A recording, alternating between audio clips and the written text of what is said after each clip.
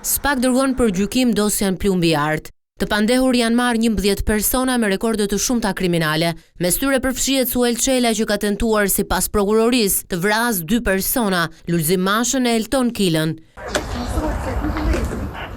Talo Çela u shpall në kërkim nga kjo dosje pas dekodimit të aplikacionit Sky SC për vrasjen me paramendim të Fatmira Dedajt më 14 shtator 2013 në Durrës dhe për një tjetër ekzekutim që mbeti në tentativë.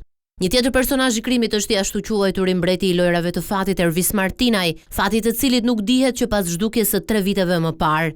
Ai është vënë në akuzë për veprën penale të sigurimit të kushteve për të vrarë Indrit Doklen në 2022-shin, i shkreun e një fraksioni të bandës së Durrësit.